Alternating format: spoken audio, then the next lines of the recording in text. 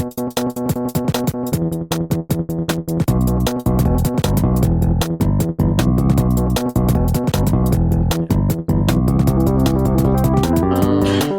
should we jump in? All right. Cool. All right. All right. Well, welcome everybody. Today is Wednesday, April 28th in 2021, and this is Get Smarter and Make Stuff. I am so thrilled today to welcome to the show my friend, my former comrade in arms, both in things software and in things podcasting, Russ Olsen. Welcome to the show, Russ. Well, thanks, Craig. It's great to be here. Congratulations on the new show. I knew podcasting was in your blood. Well, I did a pretty good job of getting out of my blood for a while, but I don't know. I was like just sitting around. I had come up with this new website, it was a website at the time anyway. I guess it's a bunch of things now, a YouTube channel and whatnot. And because like that's what I've been into forever, getting smarter and making things. And I was sitting there going, man, like this is a perfect fit for a podcast because you only need to ask 2 questions. Right. And yet I have all these people I know that if I simply ask them these 2 questions, what are you making and what are you learning, that we could go on forever talking about this stuff. And your name came to my mind pretty much right away when I was sitting down to jot down lists of people that I would want to talk to, because we've had lots of conversations about making things, and we've had lots of conversations about, sort of philosophy, which is sort of the learning side of things, and about, various things we're into. So I thought it would be super useful or super interesting, hopefully useful, but I mean, the main thing is interesting to talk to you about what you've been learning and making.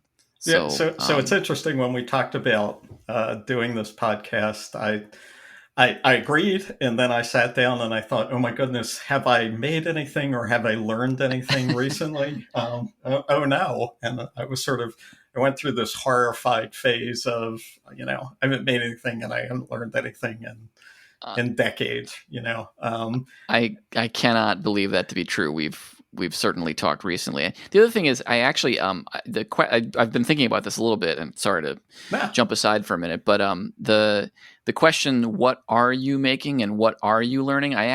Those aren't quite right. Yep. It's really what have you made?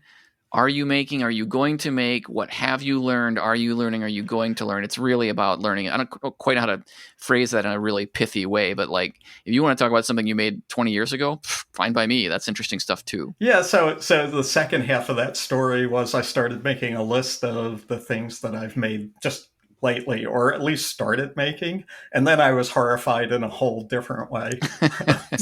Imagine my surprise. Not at all surprised. So, what is it? Starting is not a problem. Finishing sometimes is. Yeah. But, yeah. I can't. Go ahead. The one thing that, of course, since you were asking the question, the one thing that comes to mind that I've been making for the last, 4 or 5 years is the Cognicast, the podcast that you started and we worked on, and eventually I took over when you left Cognitech. And the fun thing about that podcast is that, just to kind of back up, so you originally did the podcast as like a one-man band. You did everything, and then you were getting tired of doing particularly the editing. So I took over the editing and edited the podcast for, a year or 2.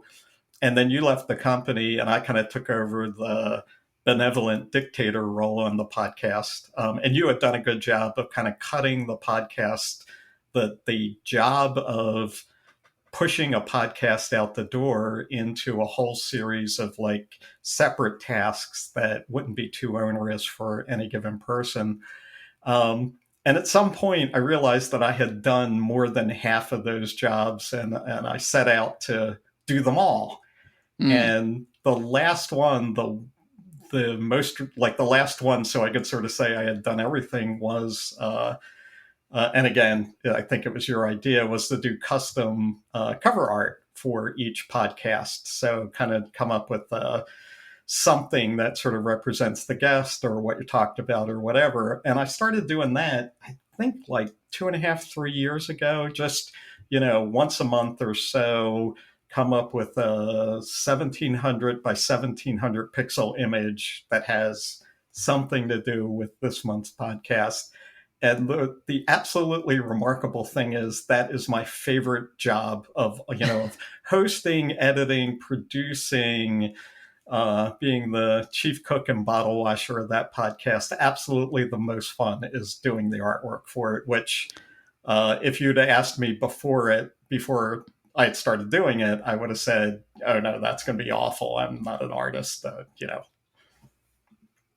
Yeah, and so this is a really cool thing that you've done because, I mean, I was intimidated just coming up with the logo for the new website, let alone like coming up with a unique piece of art every time. I just wouldn't even take that on, and I'm actually looking at your website right now, with the podcast covers, and they're great, right? I mean, they're just well, thanks. they really are. I mean, I wouldn't say they're simple even. I'm just kind of paging through here, and there's something very interesting in each one. I mean, I can see where, like you're oftentimes taking an existing image and adding some text or whatever, Right. but still, they are unique. And I did always love this about the show. I never did the cover, so I can't take any credit other than for the initial impetus of saying, hey, we have this amazing artist in the form of Michael Parento. Maybe he would be willing to produce some cover art for each show. It is something that I would love to do for this show, but I just don't see it happening. I really, one of the lessons, and I think you kind of alluded to this, was one of the lessons for me from doing the last show was I have to make it easy enough that I can keep doing this, yes. right? Because it gets to be a lot. But man, I can't imagine making art for each one. That's really cool, though, that you've done that, and I've been really pleased to see the show continuing well. It's been cool to keep that going. It very much is a show about making things and learning things. I think Cognicast, it's in a more specific domain, right? It's about making things software, and about software and even specifically closure, which but it's highly worth listening to if you're at all interested in that kind of thing. I would highly recommend people go and check it out. Anyway, I didn't mean to jump in there, but I mean, your covers are really cool. Well, we'll put a link in the show notes for people to go check those out. Yeah, it turned the thing I learned from doing those cover arts is apparently I like spirals. Spirals appear in many of the images, but the one oddly, the one that I think I'm most proud of is we had Jared Binford on as the guest. Jared is a guy who works at Cognitech or Nubank now. And it's just a great, interesting guy. And he got to talking about his love of the Godzilla movies, like the old, kind of Japanese, old school Godzilla movies. And so I sat down to make a Godzilla-like poster that didn't actually say Godzilla or anything on it. And it has that, I think anyway, it has that sort of Japanese monster movie feel to it without ever saying, I'm a poster for a Japanese monster movie. It has the kind of the Durham skyline and I don't know. For my money, that's the one that I'm probably most proud of. I'm actually looking at it right now, and it is very cool. As you say, it has the Durham skyline kind of in silhouette, but with a little bit of red shading. And there's a big old red meatball sun with the names of the host and the guest, and some script up at the top, including some, I don't know, kanji or katakana, I guess, above that. Yeah, that says cool. Cognicast, I think. Very cool. It says something relevant. I consulted an expert. Cool. So, but... yeah, so that's something I do once a month, and it's very, it's like soothing, right? Like I know, we always shoot to get the podcast out at the middle of the month, so of course it's the last week of the month, and we're kind of scurrying around to do it this week. But it is there's a rhythm to it that I really enjoy. That's super interesting. Yeah, like I said, I find. Like I make things, right, a lot, I'm sorry, Craig, my computer blanked out on me for a second. Oh, okay. No, I think we heard everything you said. It said it's a sort of something you've enjoyed, even though it winds up coming down at the end of the month. Yeah. Something soothing about it, I believe, was how you described it. It's always the end of the month, right? Isn't it? Like, psychologically, like the month is like, days 1 through 25 are an hour long, and then, right. So. Yeah. But Yeah, the other thing that I've been playing around with is, I don't know, late last year, early this year, I discovered ESP32s, which are these little Arduino like microcontrollers, but they're sort of Arduinos on steroids. They're much faster than your typical Arduino. They have Wi Fi, they have Bluetooth. Some of them have camera interfaces, some of them have this longer range radio transceivers called for a radio system called LoRa, stands for long range. And they all come built in with Hall sensors, and it's like the Arduino you wish Arduinos were, 10 years later or something like Mm-hmm. that. And I have spent just endless hours playing with those things, producing absolutely nothing useful, but Well, maybe the side effect of getting smarter, right? I mean, yeah, there's nothing wrong with that. yeah. But it's been really interesting to get a feeling. So um, I think like you, I have spent much of my career working on larger scale software systems, right? For Mm-hmm. example, maybe a giant system that runs an online bank, a fintech. Um, Right. So for those of you that don't know, Russ works for Nubank, which is a very large Brazilian bank, digital online bank. The recent acquisition of the company that we both worked for. Yeah, and Nubank, like a lot of the software work you do, right? There's microservices and infrastructure, and it's the Godzilla of computer systems, and I'm with the ESP32s, it's more like snakes on a plane, I guess is the Wow. and it's been fascinating just to sort of see. So an ESP32 might be something you would find in a washing machine, for example, or Oh, really? yeah, or actually it's probably overkill for a washing machine. You certainly might find something like an ESP32 in the internet router that you might have in Mm. your basement, like the Mm-hmm. Wi-Fi.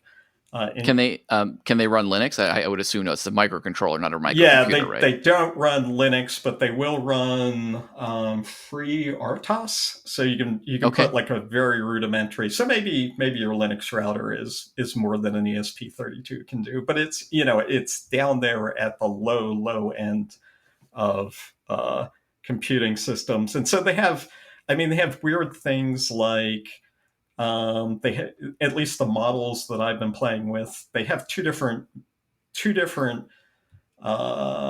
sections of memory. What's the right segments of memory? Mm-hmm. And the one segment is essentially byte addressable, and the other segment is only word addressable, like 32-bit words.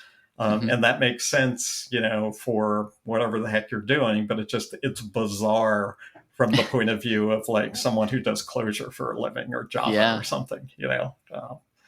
So Yeah, you're like Sting. Sting sings. He's got a fairly high voice, but he also plays the yeah, bass. Like he's at both ends, right? yeah, yeah. So it's sort of it's like a vacation for somebody who works on a giant system. I'm going to go. This is interesting because you're not the first person, even on this show, to talk about this. Really? Yeah, not specifically about the ESP32, but this notion that there's your day job and there's your hobby, and they're both creative acts, right? They're Right. both about creation, but that the hobby is different, like in some important way, and that it's important that it be different. So Tim came on the show, Mm-hmm. and he talked about woodworking, and one of the things that he said is, in his day job, he's doing one thing, and when he gets done with it, he doesn't necessarily want to do software. Now, there was certainly a period in my life where, when I got done with my day job doing software, the thing that I did in my spare time was software, and that's fine. And Right. I'm Right. not saying there's nothing wrong with that, but I have also gotten to that point where the things that appeal to me outside of work. I enjoy my job quite a bit. I enjoyed my job when I was working with you. I enjoy my job now, but when I go into the shop, I'm generally not doing software. And in fact, there are software-like things that I do in the shop. So, for instance, I'm actually working with a microcontroller myself right now. I'm doing a project called the electronic lead screw, which is an upgrade for my metal lathe that people can go and check out at getsmartermakestuff.com if they really want the details. But it has a microcontroller embedded inside it. It's a TI Launch 2904 something. Oh yeah, the old '04, sure. Yeah, right. But it's like you said, it's like an Arduino on steroids. Like it's 100 megahertz, all this Yeah, stuff.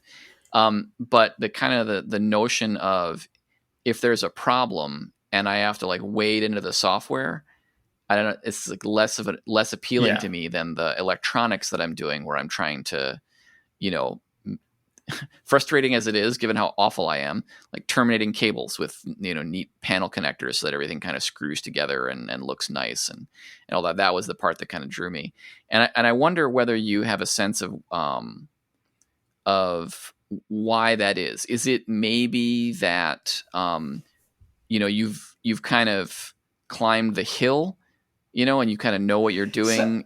so What do you think? I actually think so. I think the key thing is that your hobby needs to feel different than your work in order for it to be a hobby. But Mm, I think different people have very, very different ideas of or reactions or feelings about what feels different. Because as I was thinking about coming on this podcast, I naturally think about you and your woodworking. And when I think about woodworking, I also think of Tim's woodworking. hmm And from my point of view, um, particularly Tim's work. So I think the same thing about you, but I won't embarrass you. I think Tim's woodworking is absolutely gorgeous. It's amazing. Yeah, It's it really is. incredible. And I can certainly appreciate the time and the energy and the satisfaction he gets out of it. And I feel the same way about the like the furniture and things I've seen you build. But it's that precision and caring about the last detail and making it exactly right is the thing I'm trying to get away from when Mm, I'm like just doing things for fun. I sort of feel like, there's all sorts of disciplines when you're building software or doing really any kind of engineering, and I'm sure lots of things. Um, but for me, getting software right is all about doing it with absolute precision and making sure you've covered every single detail that needs to be covered and none of the details. And it is like you need to have the goal in mind and you need to focus on the goal. And a big part of like when I do my thing is I don't have to do that. I can leave things undone. I can build something that's ugly that satisfies me in some way.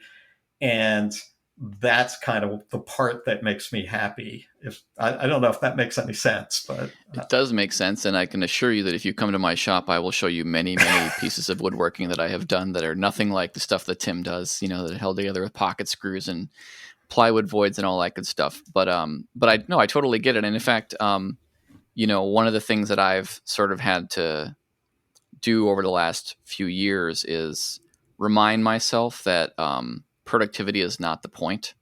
right. Yes. You know what I mean? Yes. For me, it takes a couple forms that I need to watch out for. I think I mentioned this before. I have a sign on the door of my shop. It's a traffic sign. It's yellow Mm-hmm. with a black border. It says slow, and it is there to remind me that if I go in and spend an hour in the shop, that it's not what I got done in an hour; it's that I spent an Yeah. hour. So it's all to the good, effectively.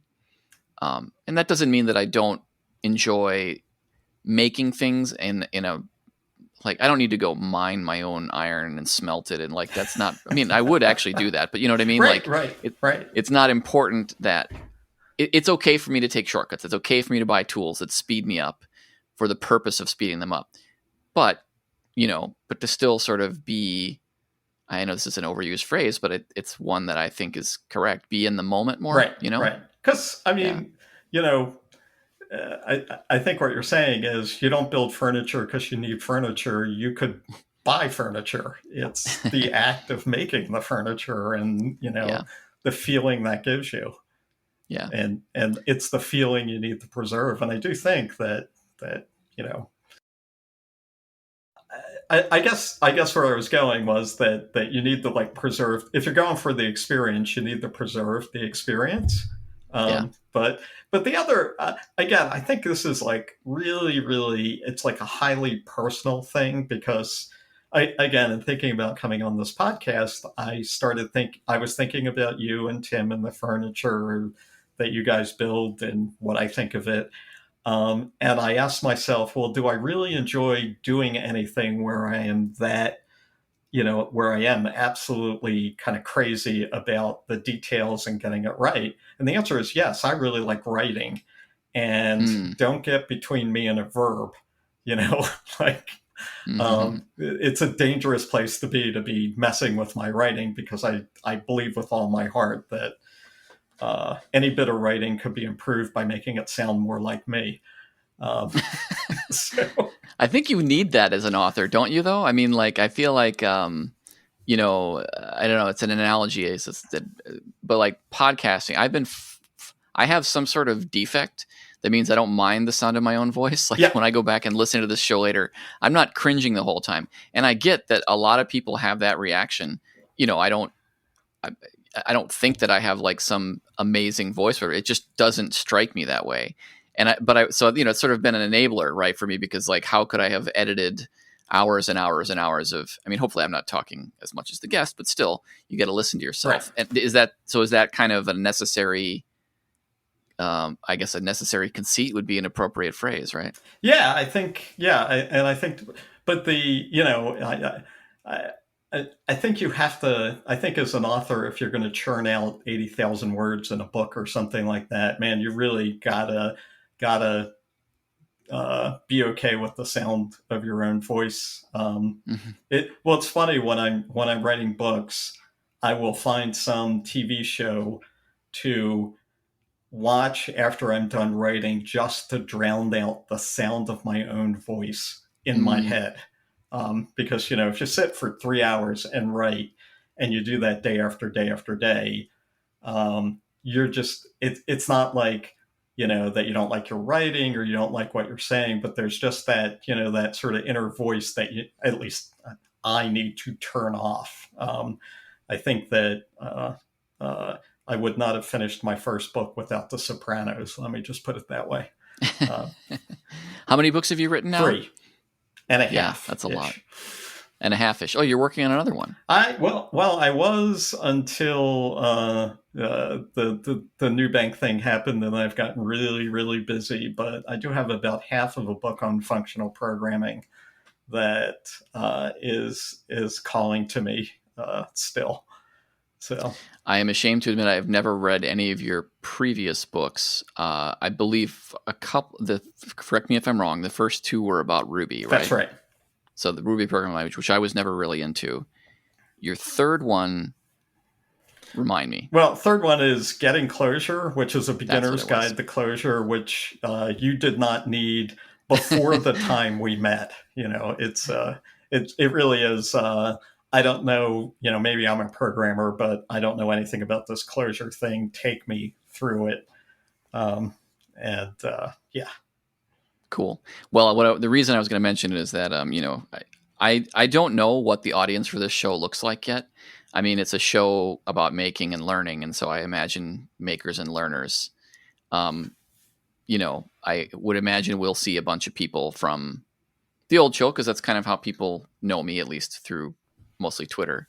But I don't really know yet. Like, are we going to have a lot of programmers or people that are more into woodworking or metalworking or whatever? But I do want to recommend, if you are into programming at all, I would highly recommend. Even though I have not personally read Russ's books, I feel 100% comfortable recommending them to people. You have always been really good at explaining things.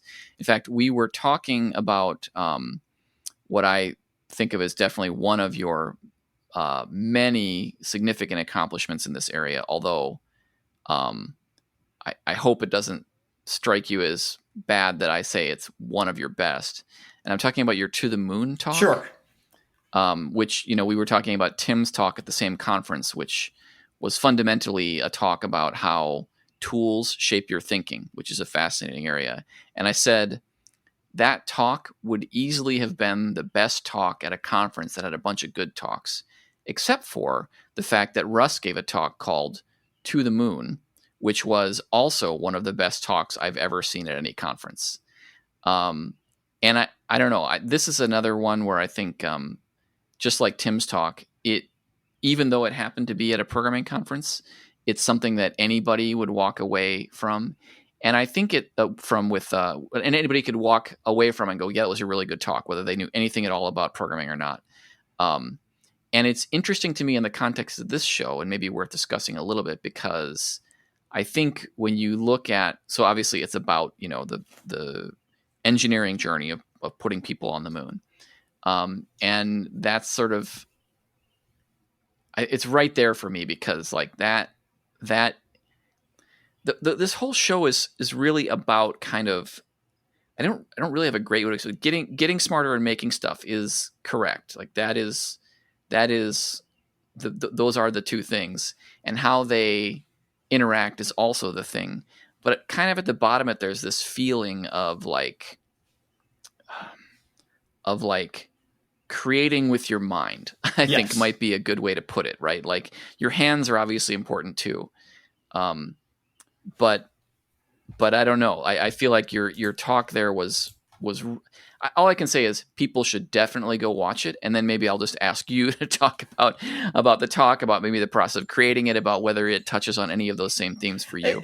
So it's funny that talk, well, first, thanks for the kind words. I will say, so you've just added another thing. If you want to make a list of the things that I do really enjoy doing and absolutely am completely committed to getting right, I guess it's public speaking. But I tend not to count that because I have that fear of making an idiot of myself in front of strangers. So that's, wanting to get it right is a little bit of self-preservation. I will say the last time I gave the To the Moon talk, it was at a conference in Milan, Italy. And about an hour before the conference started, they told me that they were going to do this kind of laser light show with music and have me walk from kind of the back of the room. And it was this big, like almost like rock show introduction, which was both cool and embarrassing and freaked me out a little bit, all at the same time. But so I thought about it. Was there a smoke machine? There were no smoke machines, but there were definitely like those, those kind of lights that swivel that you see in concerts. And yes, it was that kind of thing. But anyway, so I thought about it. I had about an hour. And one of the things that I always do when I'm going to talk is try and like check out the stage, check out the microphone, just kind of so that when I get up there to talk, it's not the first time I've ever been in this place. So I did this thing where I just like walked the path I needed to walk up to that stage like 2 or 3 times, just so, when I'm doing it in the middle of all these lights and everything, I'm not falling over, but also so I'm kind of centered. And I remember the reaction of the conference organizers when they sort of asked me what I was doing, and I told them, and they were like, really, you're a speaker and you're at a technical conference and you're getting ready? So that talk, which is about, so the background of the talk is that I'm old enough that I remember the first moon landing in particular, and it was kind of a seminal moment in my life. And but the talk actually has kind of a funny beginning, because it started out as just like something I was doing as kind of a challenge, because I was working for a military contractor. And so that company was full of ex-military people who were kind of stoic and not very they tended not to react. They kept their feelings to themselves frequently. And I did, and they had this like lunchtime seminar thing, and I did a couple of talks for the lunchtime seminar, which I thought were pretty good talks, and I got no reaction from them. And so I sat down and I'm like, okay, what can I cook up that will generate a reaction from?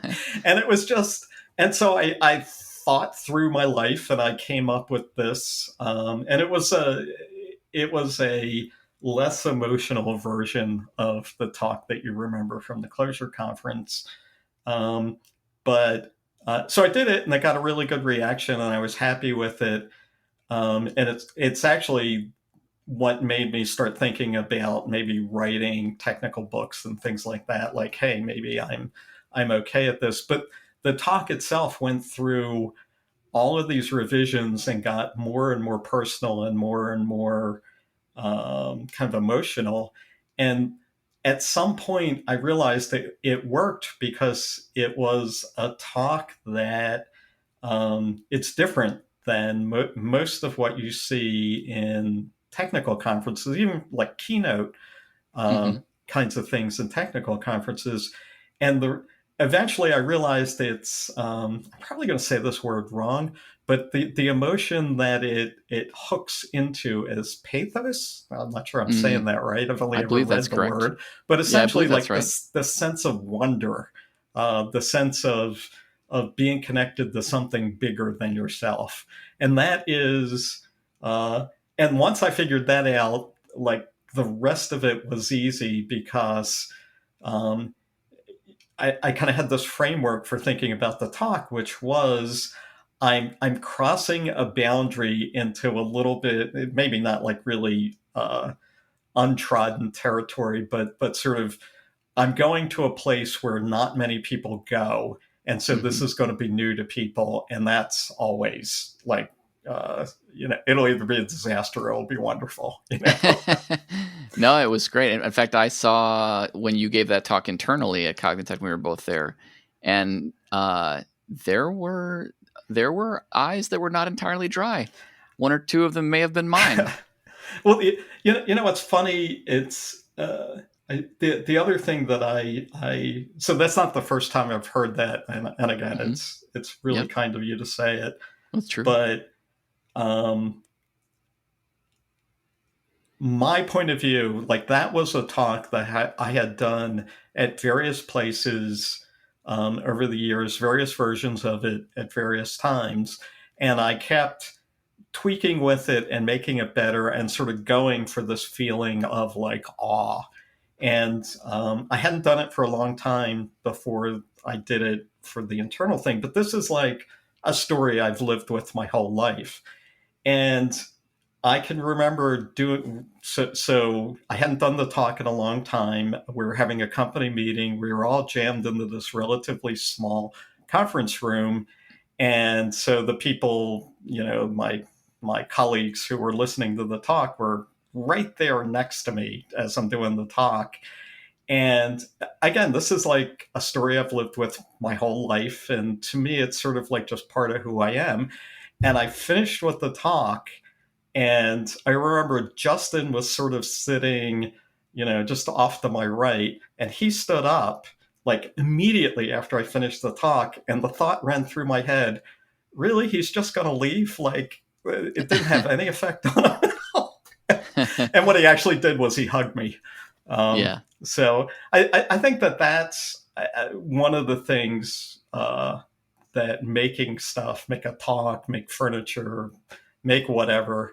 I think when it has a surprising effect on other people, I think that is one of the best things about, you know, that talk means something to me. I did not realize it would mean similar things to everyone, you know, or many people who've heard it. Yeah.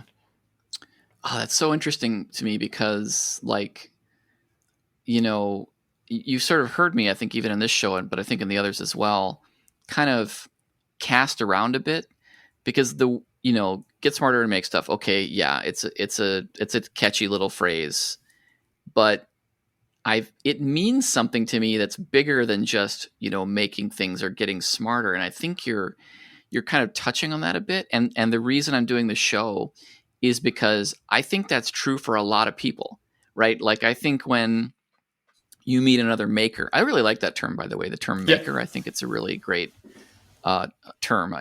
Anyway, when you meet another maker and it doesn't even matter if they make the same thing as you, like you can talk to them. And I feel like when that happens, we're frequently orbiting around some version of what you're talking about, like this shared emotional connection to a creative act or some. Like it's really about the internal experience, if that makes any sense. That is really the thing I'm trying to get to with the show. I do. It's like it's a cliche, right? But I think the key thing with, if I understand you correctly, the key thing with making in the sense that you mean is it's like somehow it comes from the heart, you know? And it could just be, you make the woodworking thing where you make the box or the stool or whatever the first woodworking project that people classically do, with a single board or something like that. Yeah, it's something people have done hundreds of thousands of times, but it's sort of like, here I am and I'm like changing the world, and it sort of is me out there, Yeah. Um, yeah, I Yeah. absolutely Yeah. do think that. Sorry, go ahead. Yeah, no, that's very cool. I need to think on this some more. Yeah. I mean, maybe we'll have to have you back on and we can explore it further. Obviously, you've spent time thinking about it as well. I do think in that long soliloquy about the talk, I think one of the really key things about making things that really makes it work is when you find like one of these boundaries or one of these places where people haven't gone before and step into that. That is I mean, one of the things I really like about the stuff that you make, Craig, is that it tends to be this combination of, to me, like really competent, like woodworking or something like that, combined with uh, kind of sophisticated mechanical electronics kind of stuff. I'm thinking of the sort The of GC. chair that Yeah. you've worked on, like that combination of things where it's a chair that you might sit at and play a game, but it's also this mechanical device that I think is really cool. Yeah. So just briefly for people that aren't familiar, because the G seat's going to come up again. That's on my list.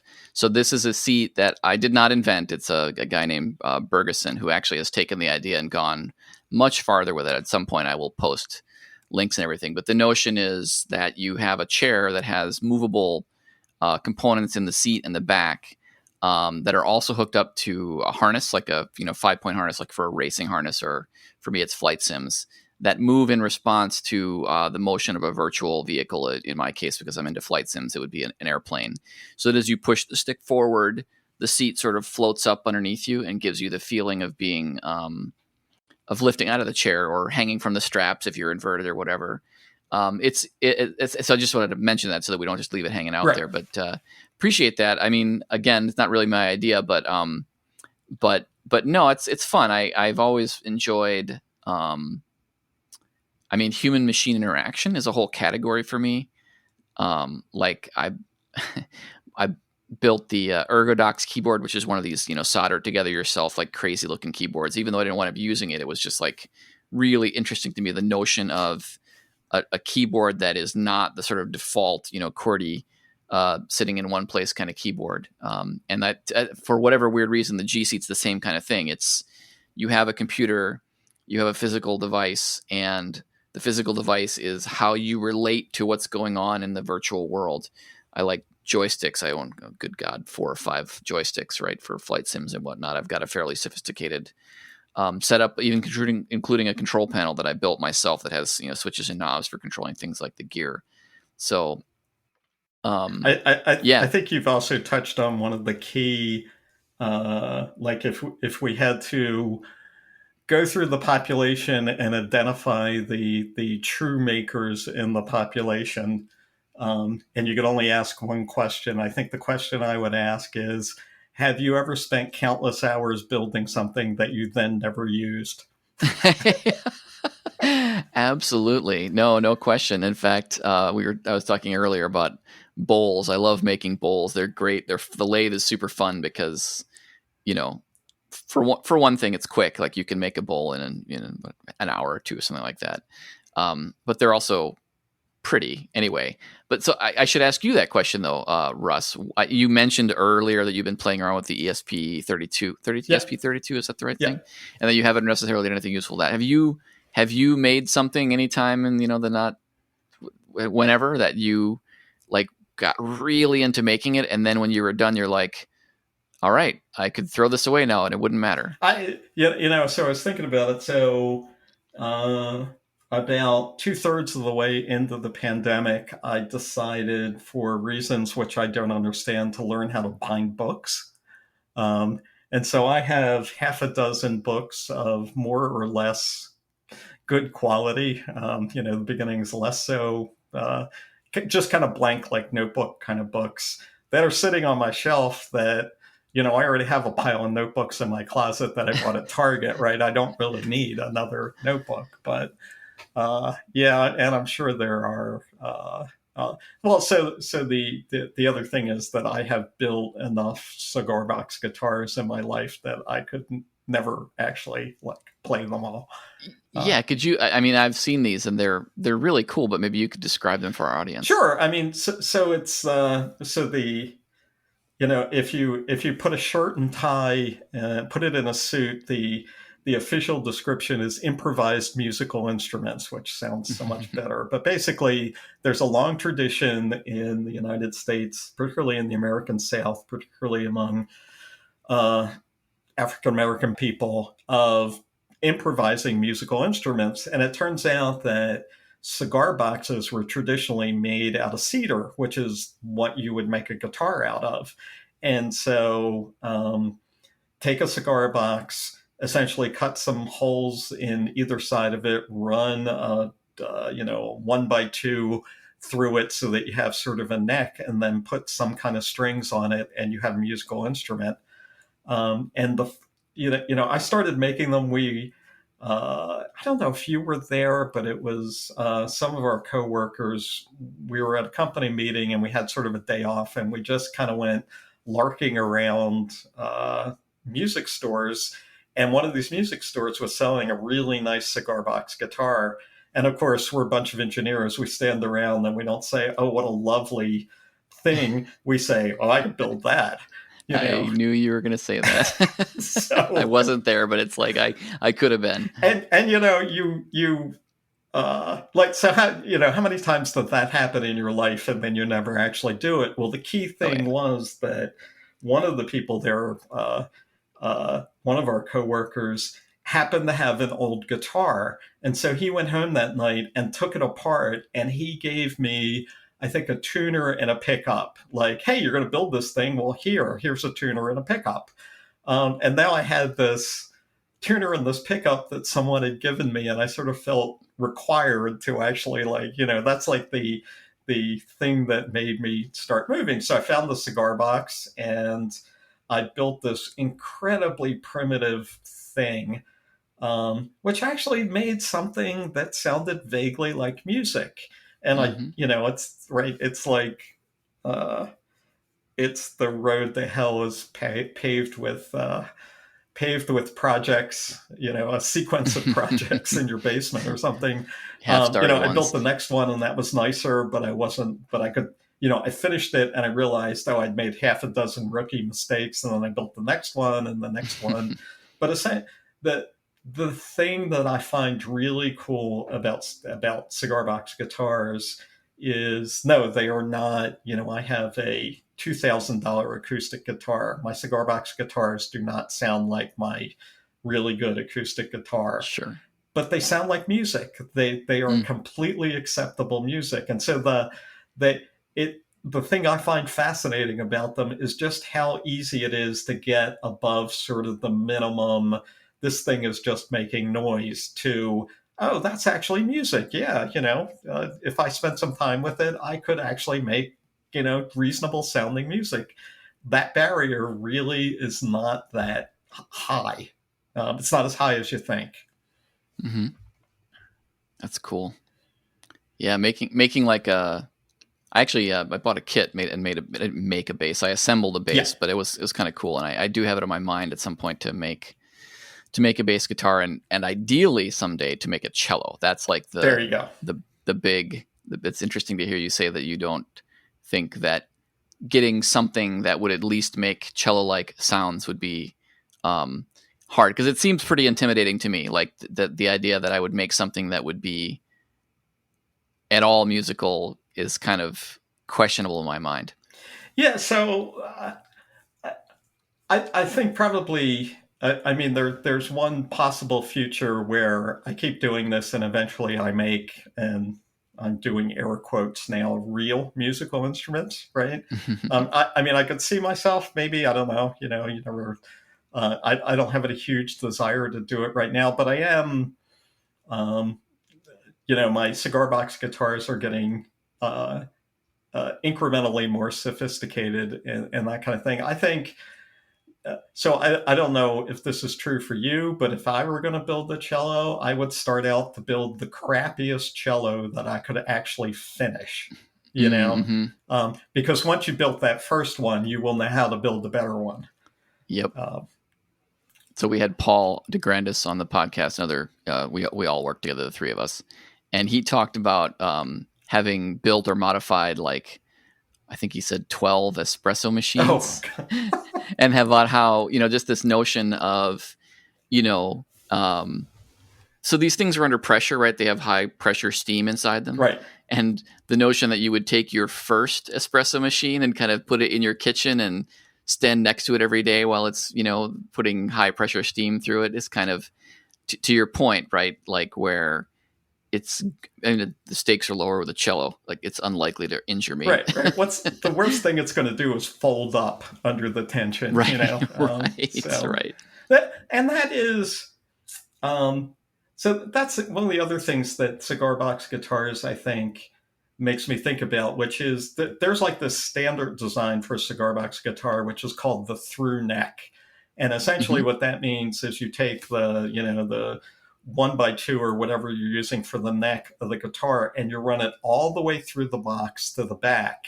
And the reason you do that is that ensures that solid piece of wood is taking up all the tension of the strings. If you think about a guitar, it's a little bit like a bow from a bow and arrow. It wants to sort of curve, and for any guitar-like instrument, you really don't want it to do that. And so if you have a single solid piece of wood that runs all the way through the thing, you're pretty much guaranteed that it's not just going to fold up on you. But real guitars, like the things you buy in music stores, are not like that. Like real guitars, the body takes up a lot of the stress, which is kind of a feat because those bodies, the body of a guitar, particularly the front, the top is what they call it, the part of the guitar body that you see, is very thin wood. And so it's very carefully braced, and, so that it can take all the stress. And so most people who build cigar box guitars, they use this through neck technique because they don't want them to fold up. But the average cigar box guitar costs, I don't know, $25 to make, right? Like basically nothing for the cigar box, maybe $3. Piece of wood, some strings, really. And so it's like, so one of the things that I'm doing or getting ready to do is trying to figure out how to build a not through neck cigar box guitar, one that has some bracing in the box where the body of the guitar takes the strain. And honestly, if my first 10 fold up and just destroy themselves when I put tension on the neck, I don't care, right? It's $20, right? Yeah. So I assume you're familiar with a concept called the torsion box. Let's pretend that I went to mechanical engineering school a very long time ago. Yeah, so I don't know whether this is practical for what you're trying to do, but it's the notion that you can take essentially like a grid of, well, let's assume you're making it wood out of board. So imagine, like there's vertical lines and horizontal lines, and they intersect. and then you skin that. You put a thin panel on the front and the back. This is well known to be extremely strong Yes. for a given weight, right? Yeah, And so I I would don't know imagine you're doing I something didn't like know that. the Yeah. term, but I Okay. do know the idea. Yeah. Yeah. You see this in woodworking sometimes where people need to make something really light. The compromise usually is thickness, right? So to get strength, it needs to have. You can imagine that if it were only like a millimeter thick, you wouldn't have enough in the ribs to Right, make it right. stiff. So you got to make it thicker. But if you do that, you can make like a tabletop that is extremely strong and extremely light. So I find that I'm not a mechanical engineer. I was went to school as an electrical engineer and have not used that at all. In fact, it's kind of funny. I'm sitting there in my shop, working on this electronics project, and like I can't solder and I can't make cables, and like things are shorting out, and I'm like, yep, $100,000 for a college education. Yeah, well, you were Anyway, 19 when you decided that's what you wanted to do with the rest of your life, right? fair So, point, yeah, and I don't regret it yeah. either, so that's good. Yeah, the interesting thing about so as I've been thinking about this, I've been looking for pictures of how real guitars are braced, right? Like most stringed musical instruments, there's the skin on the outside, but as you say, there's bracing inside, like thin pieces of strips of wood that are glued to the inside of the instrument to obviously make it stronger. And if you, particularly old guitars, so you would think that if you're trying to keep the guitar from folding up like a bow and arrow kind of bow, you would think that the bracing would want to run from the neck to the tail of the guitar, sort of long Hmm. ways in the guitar. But if you look at old guitar, particularly old guitars, modern guitars are different, but old guitars, the bracing tends to run from side to side. And I've seen pictures of the bracing of old guitars where there is not a single brace running kind of from the neck to the tail, sort of the way that you would think that you want to brace the thing. Hmm. Um, it's a I mystery. wonder if a lot of the longitudinal strength comes from the front and the back. Yeah, I wonder. So I wonder if if the. I think maybe I'm going to say the same thing, but I wonder if the thing is that you just need to make sure that the front and the back don't buckle, and then it's the sides that actually take most of the strain, Mm. and so you just need to efficiently dump the stress onto the sides. If you follow me. Yeah, totally. Well, maybe we have some people with some knowledge of this subject, and they can drop a comment on the episode and educate both of us. That'd be great. Oh, look at you doing audience interaction there. Yeah, no, I mean, I would love to engage with people, and I think because I think anyway, I think we know a lot of smart people. We both Yeah, do, and those people know smart people, and those people know smart people. So, um, good stuff. Internet, right? yeah, Good. yeah. It's good for that kind of thing. Well, cool. So Russ, we're kind of coming up on an hour, and as much as I enjoy our talks, I do feel like maybe somebody out there needs to use the restroom, could use a break. So we should start to wind it down. But I don't want to. I never want to stop before I make sure I check in with our guests and see if there's anything else that they think we should talk about, because we do have a little bit more time. So I do. So I do have. I guess when we talked, you had said sometimes your last question is about advice. Yeah, that's what we should close it down, is to ask our guests for a piece of advice that they'd like to share. Yeah, and I have the most amazingly mundane bit of advice that I wake up every day and I think, yes, this changes my life.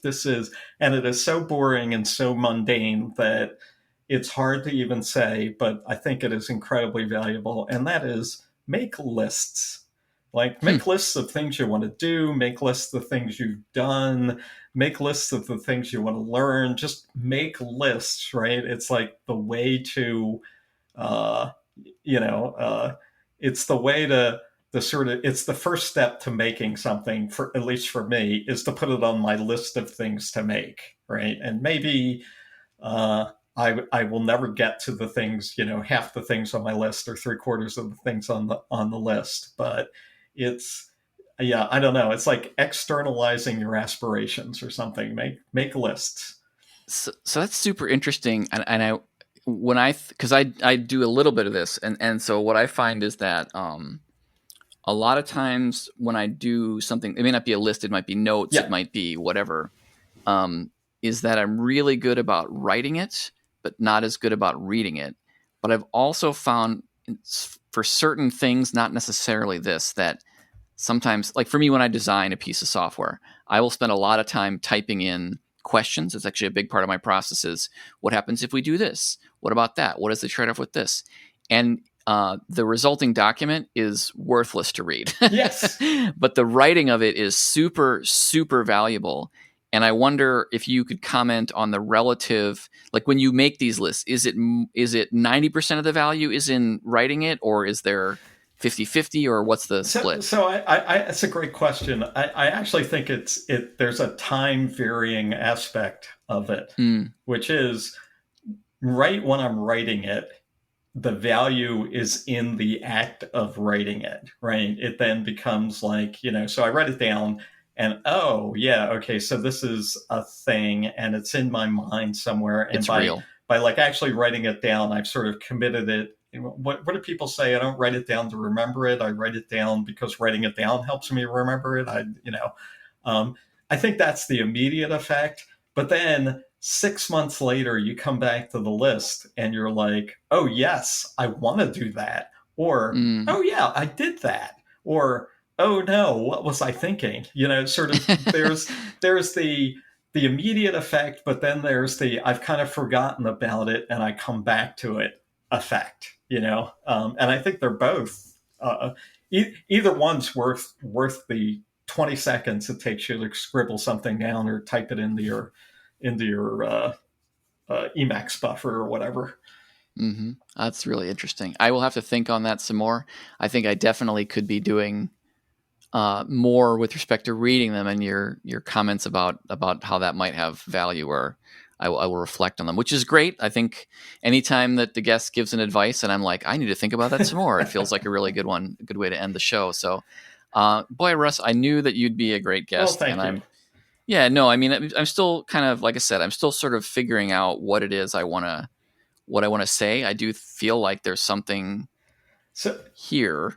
So go ahead. If I could just interrupt you, I will say course. that you and I for years have taken these 6 hour there and 6 hour back car trips once a year, sometimes twice a year occasionally.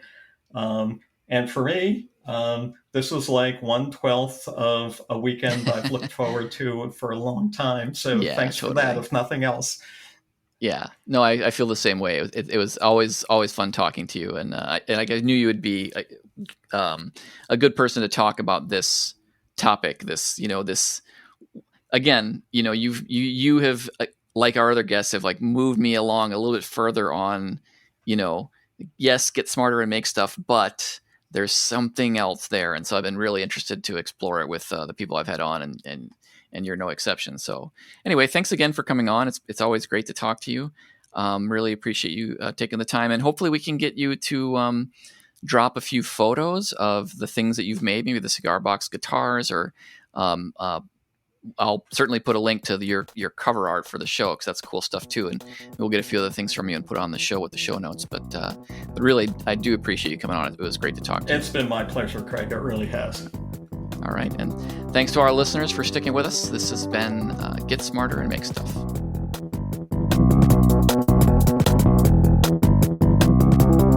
You have been listening to Get Smarter and Make Stuff. I'm your host, Craig Andera. Visit the show online at getsmarterandmakestuff.com. That's all spelled out, all one word.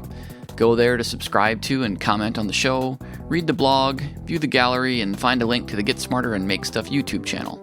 Come on by. We're also on Twitter at MakeSmartStuff. If you enjoyed the show and feel like sharing with others you think might like it too, I'd certainly appreciate it. Thanks for listening, and see you next time.